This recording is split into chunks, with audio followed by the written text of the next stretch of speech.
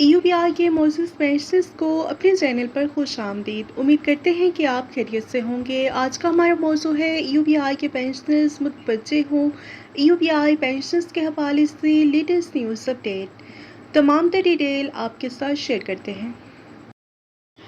ناظرین، آج ہم EUBI سے متعلق ایک اہم قانونی پیش رفت پر بات کریں گے۔ واضح رہے کہ EUBI کے وہ SOPs جن کی بنیاد پر بڑھاپا پینشن کے مستحق ملازمین کو پینشن سے محروم کیا جا رہا تھا، انہیں اعلیٰ عدلیہ نے قانون کے مطابق درست قرار نہیں دیا۔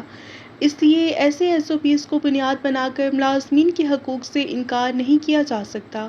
EUBI ایکٹ 1976 کے سیکشن 3 کے تحت اداروں اور ملازمین کی رجسٹریشن لازمی ہے، اور رجسٹریشن کرانا اور کنٹریبیوشن وصول کرنا EUBI کی بنیادی ذمہ داری ہے۔ اگر کسی ادارے یا ملازم کی رجسٹریشن نہ ہوئی یا کنٹریبیوشن وصول نہ کی گئی تو قانون کے مطابق یہ بعد میں جرمانے کے ساتھ بھی وصول کی جا سکتی ہے۔ اور اسی طرح سے سیکشن 37 کے تحت اگر کسی مستحق ملازم کو بڑھاپا پینشن دینے سے غیر قانونی طور پر انکار کیا جائے تو یہ قابل سزا جرم ہے۔ لہٰذا رجسٹریشن یا کنٹریبیوشن میں ادارے کی کوتاہی کی سزا ملازمین کو نہیں دی جا سکتی۔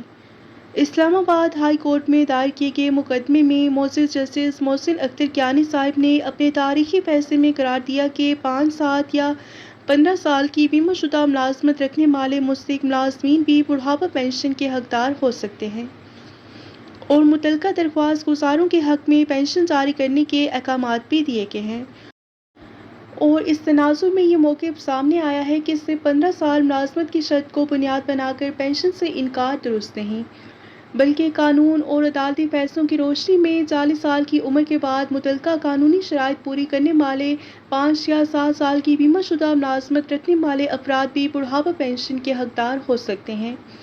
اگر کسی مستحق ملازم کو ابھی تک غیر قانونی SOPs کی بنیاد پر پینشن سے محروم رکھا جا رہا ہے تو وہ اپنے قانونی حقوق کے لیے متعلقہ فورم سے رجوع کر سکتا ہے۔ اپنے حقوق سے آگاہ رہیں، قانون پر عمل کریں اور یہ معلومات دوسروں تک ضرور پہنچائیں۔ شکریہ۔ ویڈیو کو لائک کر لیجئے اور زیادہ سے زیادہ شیئر کریں اور اپنی رائے کا اظہار کمنٹ سیکشن میں ضرور کیجئے۔ ملتے ہیں نیکسٹ ویڈیو میں۔ ٹل دین ٹیک کیئر۔